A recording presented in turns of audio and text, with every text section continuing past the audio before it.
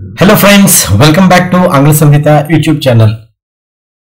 In this video, let us translate some of the Telugu sentences into English. This way, let's try to develop our spoken English skills. Let's begin the video. Aharanni baga namalandi. Chew the food well. Chew the food well. మీ ముక్కును చేదండి. ఈ ముక్కు చేదడం చిన్నపిల్లలు చెప్తూ ఉంటాం, ముక్కు చేదం అంటాం. Blow your nose అని అంటాం. Blow your nose. ముక్కు తుడుచుకోవడానికైతే వైప్ ఆఫ్ లేదా వైప్ యువర్ నోస్ అని మనం అనొచ్చు. అలాగే తుమ్మడాన్ని స్నీజింగ్ అని అంటారు. ఇన్నాళ్ళు నీ కోసం ఎదురు చూశాను. All the while I was waiting for you. All the while I was waiting for you. కాసేపటి తర్వాత వస్తాను. అందాక మీరు వీడియో చూస్తూ ఉండండి, నేను కాసేపటి తర్వాత వస్తాను. I will come after a while. అతడు మీకు ఎవరో చుట్టం అన్నట్లుగా కనిపిస్తున్నాడు, మీకేదో బంధువు అన్నట్టుగా అనిపిస్తుంది. Looks as if he is someone to you. Looks as if he is someone to you. ఈరోజు మా టీచర్ ఇక్కడ లేనట్లుంది. Looks as if our teacher is not here today. Looks as if our teacher is not here today. ఇక్కడ ఈ looks బదులు మనం seems కూడా రాసుకోవచ్చు.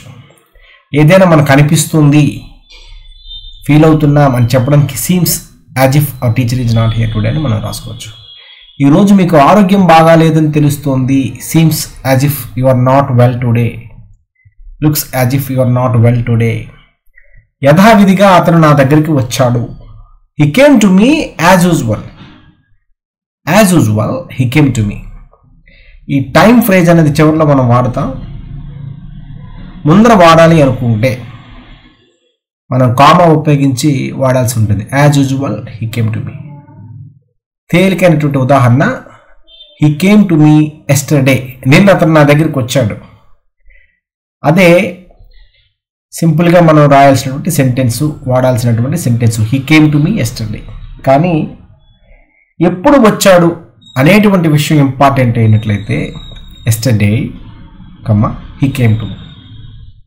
ఏదేమైనా మేము అలా చేయమండి. Come what may we will not do so. Come what may we will not do so. మనం తేలికగా what ever the case may be అని కూడా అనొచ్చు. ఈ కమ్ వాట్ మే అనేటువంటిది కాస్త రిఫైన్డ్ ఇంగ్లీష్, వినడానికి అందంగా ఉంటుంది. ఏదేమైనా నేను అక్కడికి వెళ్తాను, వెళ్ళి తీరుతాను అక్కడికి. No matter what I will go there. మనం come what may I will go there అని కూడా వాడచ్చు. No matter what I will go there. ఆయన ఎవరో దేవుడికే తెలుసు. God knows who he is. God knows who he is. అవి ఎక్కడున్నాయో దేవుడికే తెలుసు. నా ఆస్తి పత్రాలు పోయాయి, దేవుడికి మాత్రమే తెలుసు. God knows where they are. దీన్ని ఎవరు చేశారో దేవుడికే తెలుసు. ఇక్కడ హత్య జరిగింది, ఈ హత్య ఎవరు చేశారో దేవుడికే తెలుసు. God knows who did this. హత్య అయినట్లయితే మేడ్ దిస్ అనకూడదు, కాబట్టి డిడ్ దిస్. మామూలుగా పని అయినట్లయితే God knows who made this. శీతాకాలం దగ్గర పడుతుంది. The winters are round the corner. వేసవికాలం దగ్గర పడుతుంది. The summers are round the corner. నాన్న మరో గంటలో చేరుకోబోతున్నారు. Dad is about to reach in an hour or so. Dad is about to reach in an hour or so. నేను నా సమయాన్ని వెళ్ళబుచ్చుతున్నాను, అలా టైం గడిపేస్తాను. I'm passing my time. నేను నా సమయాన్ని వృధా చేస్తున్నాను. I'm whiling away my time. I'm wasting my time. మీ వయసు ఎంత? How old are you? What is your age? ప్రతిరోజు దీన్నే తింటూ నేను విసిగిపోయాను. I'm tired of eating it daily. I'm fed up of eating it daily. నేను మీతో విసిగిపోయాను. I'm tired of you. I'm fed up with you. నేను తప్పకుండా విజయం సాధిస్తాను. I'm sure of success. I'm sure that I will get success. మీరు అక్కడికి వెళ్ళాలని మర్చిపోవద్దు. Don't forget that you have to go there. Don't forget that you have to go there. మీరు అక్కడికి వెళ్ళాలని గుర్తుంచుకోండి. Keep in mind that you have to go there. Keep in mind that you have to go there. మీరు నాకు చాలా సహాయకారిగా ఉన్నారు. You have been a great help to me. You have been a great help to me. మీరు నాకు చాలా సహాయం చేశారు. You have helped me a lot. You have helped me a lot. ఈ బహుమతి విలువను మనం అంచనా వేయలేం. We can't assess the value of this gift. అలాగే we can't appraise the value of this gift. సచిన్కు క్రికెట్ పట్ల నిజమైన అభిరుచి, ఆసక్తి ఉంది.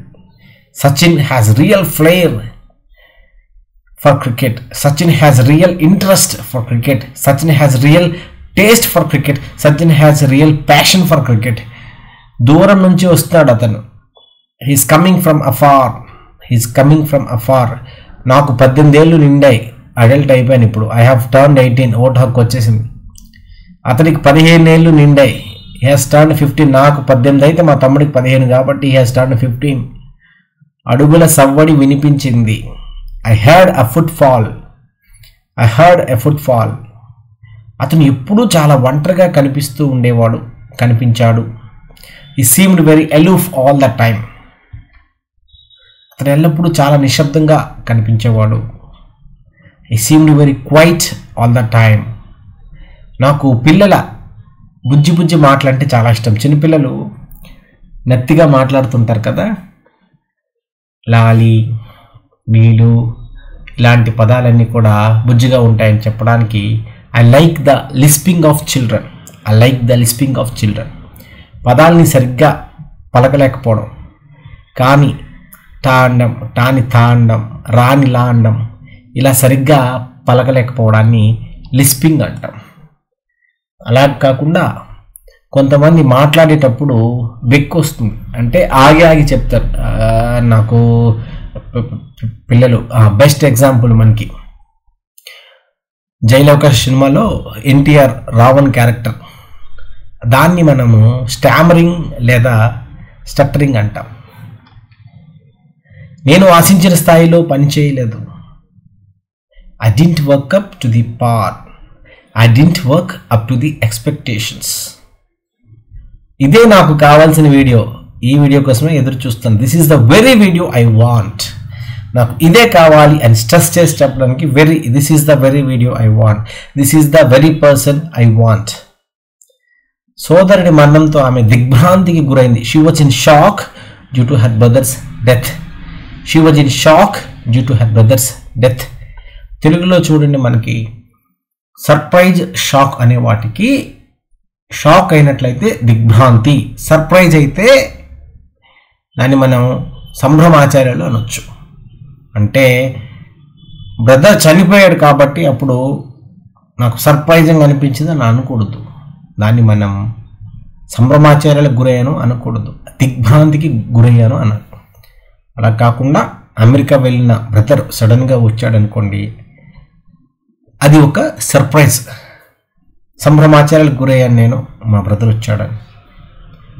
చనిపోయాడు కాబట్టి దిగ్భ్రాంతికి గురయ్యింది. She was in shock due to her brother's death.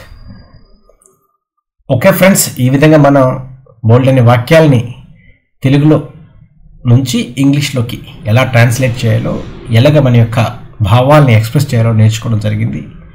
If you find this video useful, please like, share and subscribe Angle Samhita YouTube channel. See you in the next video. Until then, have a nice time and keep learning English.